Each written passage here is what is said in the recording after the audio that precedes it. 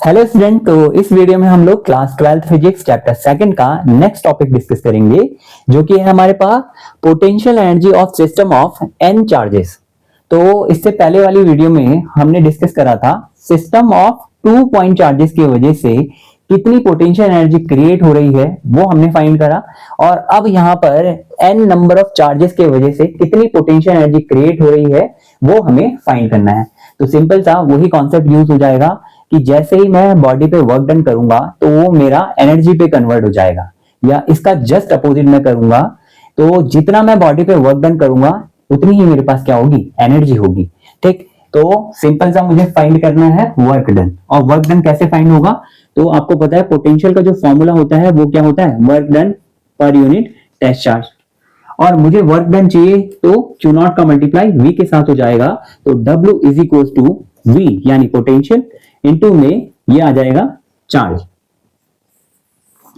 ठीक, अब यहां पर देखो ये आपके पास फ्री स्पेस है, और फ्री स्पेस में यहां पर कोई भी चार्ज अभी प्रेजेंट नहीं है। तो मैंने क्या करा, आपके पास इंफिनिटी से A पॉइंट पे एक Q1 चार्ज लेके आया। तो जैसे ही मैं Q1 चार्ज को A पॉइंट पे लेके आया तो मुझे कोई भी वर्क डन यहां पर नहीं करना पड़ा, क्योंकि इसको अपोज करने के लिए यहां पर पहले से कोई चार्ज था ही नहीं। क्लियर हो रहा है? ठीक, अब मैंने क्या करा, आपके पास इंफिनिटी से B पॉइंट पे एक Q2 चार्ज को लेके आया। तो Q2 चार्ज को किसके अगेंस्ट में काम करना पड़ा, Q1 के अगेंस्ट में, क्योंकि इसका खुद का एक इलेक्ट्रिक फील्ड होगा। ठीक, लेट सपोज ये पॉजिटिव चार्ज है, ये भी पॉजिटिव चार्ज है, तो ये इसको अपने से दूर भगाने की कोशिश करेगा, अपने फील्ड से दूर करने की कोशिश करेगा। तो इसको इसके अगेंस्ट में काम करना पड़ेगा। क्लियर हो रहा है? लेट सपोज इसके बिटवीन जो डिस्टेंस है वो है R12, यानी 1 से 2 की डिस्टेंस।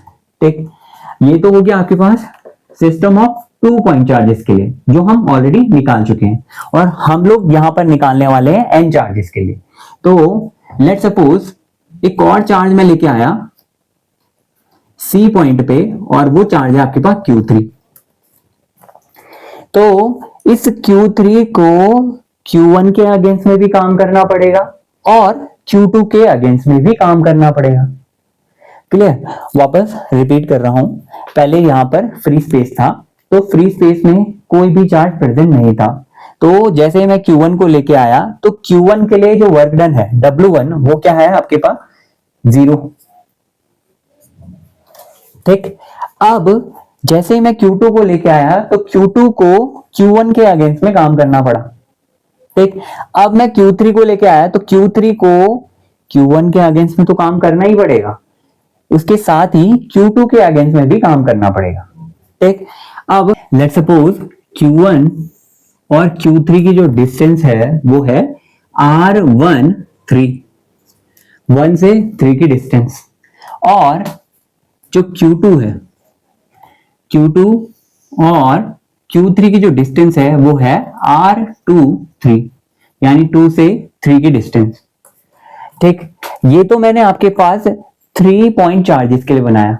अब यहां पे देखो, इसके अलावा अब अगर मैं Q4 चार्ज को लेके आता हूं तो Q4 चार्ज को किसके अगेंस्ट में काम करना पड़ेगा, एक तो Q1 के अगेंस्ट में काम करना पड़ेगा, फिर Q2 के अगेंस्ट में काम करना पड़ेगा, फिर Q3 के अगेंस्ट में भी उसको काम करना पड़ेगा। ठीक है, तो जैसे ही मैं Q4 को लेके आऊंगा तो Q4 को Q1, Q2, Q3 के अगेंस्ट में काम करना पड़ेगा। अब एक और चार्ज लेके आता हूं मैं आपके पास Q5, तो Q5 को Q1 के, Q2 के, Q3 के, Q4 के अगेंस्ट में काम करना पड़ेगा। तो मैं सिर्फ 3 चार्जेस के लिए बना रहा हूं, अगर मैं ज्यादा के लिए बनाऊंगा तो डायग्राम जो है वो आपके पास वो कॉम्प्लिकेटेड हो जाएगा। ठीक है, तो अब यहां पर देखो, जो मेरा Q1 है, Q1 को किसी के अगेंस्ट में काम नहीं करना पड़ा, तो W1 मेरा क्या हो जाएगा, 0। ठीक, अब Q2 को Q1 के अगेंस्ट में काम करना पड़ा, तो इसके लिए जो वर्क डन मैं फाइंड करूंगा, लेट सपोज इसका जो वर्क डन है वो है W2, और वर्क डन मुझे कैसे मिलेगा, पोटेंशियल इनटू में चार्ज। पोटेंशियल, अब यहां पर देखो पोटेंशियल किसकी वजह से क्रिएट हो रहा है, पोटेंशियल क्रिएट हो रहा है Q1 की वजह से, तो potential due to Q1 charge into में यहां पर क्या आ जाएगा चार्ज, और चार्ज कौन सा आ जाएगा, जो चार्ज मैं लेके आ रहा हूं, और मैं कौन सा चार्ज लेके आ रहा हूं Q2। ठीक, तो W2 इज इक्वल टू, अब यहां पर देखो Q1 और Q2 ये कंडीशन बन रही है पॉइंट चार्ज की, तो पॉइंट चार्ज का जो फॉर्मूला होता है आपके पास वो क्या होता है आपके पास KQ/R। ठीक, तो पोटेंशियल ड्यू टू Q1 का जो फॉर्मूला आ जाएगा K, और पोटेंशियल क्रिएट हो रहा है किसकी वजह से, Q1 चार्ज की वजह से, और R जो डिस्टेंस हो जाएगी Q1 और Q2 के बिटवीन की डिस्टेंस, जो कि है मेरे पास R12, तो R12 और इनटू में है चार्ज, और वो चार्ज जो मैं लेके आ रहा हूं तो वो क्या हो जाएगा Q2। तो Q2 चार्ज को Q1 के अगेंस्ट में जितना वर्क डन करना पड़ा वो है आपके पास K Q1 Q2 अपॉन में R12। क्लियर। इसी तरीके से मैं Q3 के लिए निकालूंगा, तो इसका जो वर्क डन हो जाएगा वो हो जाएगा W3। अब यहां पर देखो Q3 को Q1 के अगेंस्ट में तो काम करना ही पड़ेगा, इसके साथ ही Q2 के अगेंस्ट में भी काम करना पड़ेगा। तो यहां पर वर्क डन में फाइंड करूंगा, तो पोटेंशियल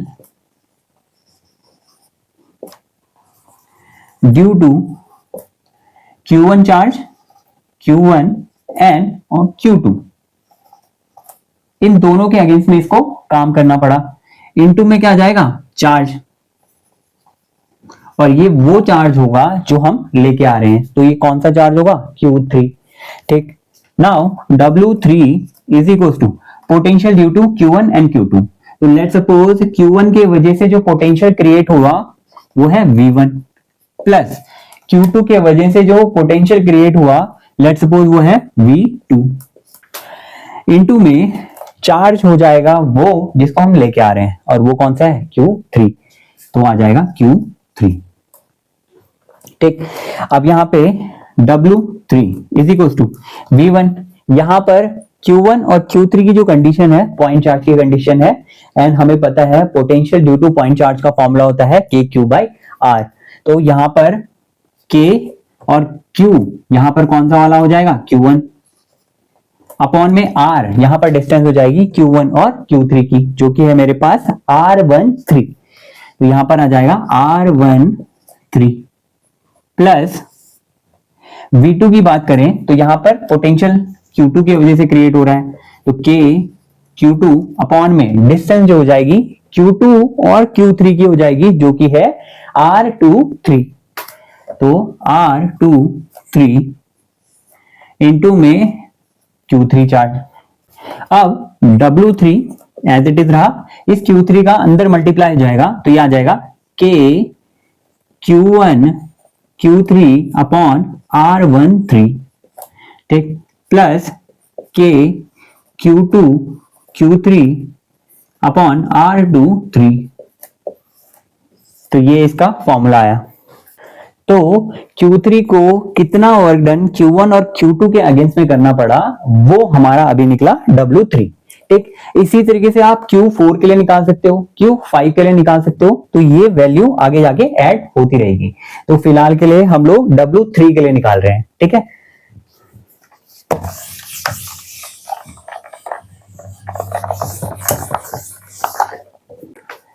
तो जो मेरी पोटेंशियल एनर्जी हो जाएगी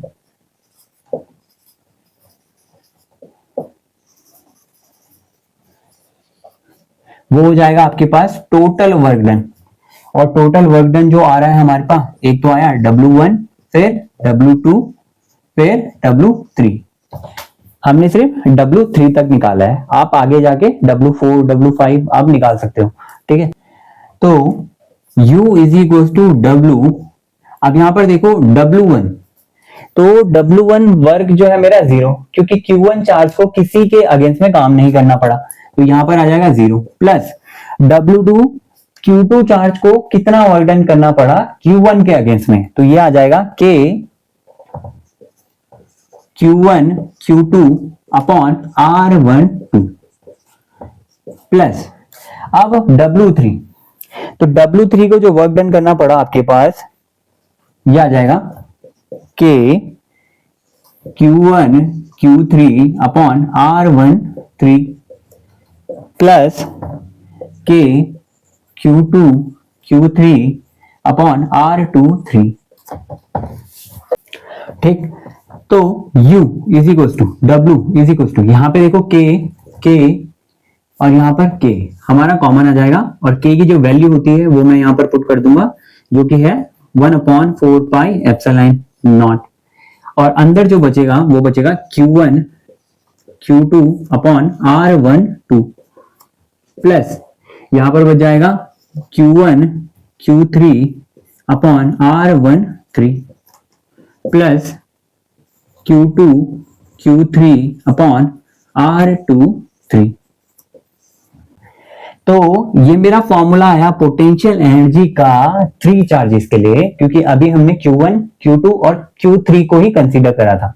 तो अगर मैं n नंबर ऑफ चार्जेस के लिए निकालना चाहूं, यानी सिस्टम ऑफ n चार्जेस के लिए, तो फॉर n चार्जेस के लिए अगर मैं इस फॉर्मूले को समराइज करना चाहूं, तो यहां पर potential energy is equal to 1/4 pi epsilon naught summation for all pair, यहां पे क्या आ जाएगा 1 की जगह पे आई क्यू जे अपॉन में R I J vector.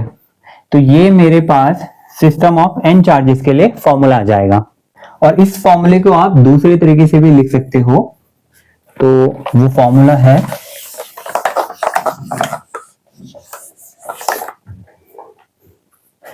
Potential energy U is equal to 1/2 summation I is equal to 1 J is equal to 1, यहाँ पे I डजंट इक्वल टू क्या आ जाएगा JK, और यहां पर आ जाएगा QI QJ अपॉन में RIJ। ठीक, इस फॉर्मूले को थोड़ा समझते हैं। अब यहां पर देखो मैंने यहां पर लिखा है I doesn't equal to J, इसका मतलब यह है कि अगर I की वैल्यू 1 है तब J की वैल्यू 1 नहीं हो सकती, तब वो वैल्यू 2 3 4 होगी, यानी J की वैल्यू मैं रखूंगा आपके पास 2। तो यहां पर I doesn't equal to J का मीन है I जब 1 होगा और J आपके पास 1 नहीं हो सकता, यानी I और J की वैल्यू कभी भी सेम नहीं होगी। ठीक है, अब इन वैल्यूज को अगर आप इक्वेशन में रखते हो, तो यहां पर I इज इक्वल टू 1 आप रखोगे तो यहां पे आ जाएगा Q1, और J इज इक्वल टू 2 रखोगे तो यहां पर आ जाएगा Q2, और यहां पर R I की जगह पे 1 और J की जगह पे 2। तो ये मेरा पहला फॉर्मूला आ जाएगा आपके पास Q1 Q2 अपॉन में R12। ठीक, अब आपने I इज इक्वल टू रखा 1 और J इज इक्वल टू रख दिया 3, तो ये वैल्यू यहां पे पुट करूंगा तो यहां पर आ जाएगा Q1 Q3 अपॉन में R13। तो ये मेरा फॉर्मूला आ जाएगा, ये सेकंड वाला Q1 Q3 अपॉन में R13। अब value I is equal to मैंने 2 रख दिया और J इज इक्वल टू रख दिया मैंने आपके पास 3। ठीक, तो ये वैल्यू रखूंगा तो यहां पे आ जाएगा Q2 फिर Q3 अपॉन में R23। तो ये मेरी वैल्यू आ गई, ये थर्ड वाली, तो Q2 Q3 अपॉन में R23। अब देखो फॉर्मूले में ये आपको थोड़ा कंफ्यूज कर रहा होगा कि 1/2 यहां पर क्यों लिया गया। अब देखो यहां पर I इज इक्वल टू मैंने रखा 1 और J इज इक्वल टू रखा 2, तो यहां पर जो मेरा फॉर्मूला आया आपके पास वो आया Q1 Q2 अपॉन में R12। ठीक, अब देखो मैंने क्या कहा I doesn't equal to J, तो यहां पर एक कंडीशन ऐसी आएगी जब मैं I इज इक्वल टू क्या रखूंगा 2 रखूंगा और J इज इक्वल टू क्या आ जाएगा 1। तो जैसे ही मैं ये वैल्यू यहां पर रखूंगा तो ये वैल्यू क्या आ जाएगी आपके पास Q2 और J इज इक्वल टू मैंने रखा है 1, तो यहां पे आ जाएगा Q1, और इस वैल्यू को मैं यहां पर रखूंगा तो I की वैल्यू है 2 R21। तो ये वैल्यू दोनों ही क्या हो जाएगी सेम हो जाएगी। R12 1 से 2 पे जाओ या 2 से 1 पे जाओ, दोनों के डिस्टेंस तो सेम ही है, तो इसका जो मैग्नीट्यूड है और इसका जो मैग्नीट्यूड है इन दोनों की वैल्यू आपके पास सेम आ जाएगी, यानी ये दोनों ही वैल्यू रिपीट हो जाएगी। तो ये जो वैल्यू है आपके पास 2 बार ऐड ना हो जाए, इस वजह से हमने यहां पर 1/2 रखा है ताकि ये वैल्यू 1 टाइम ही कंसीडर की जाए। तो आई होप आपको ये कॉन्सेप्ट समझ में आया होगा। तो स्टूडेंट, इस वीडियो में इतना ही। Till then, bye bye and take care. Thank you.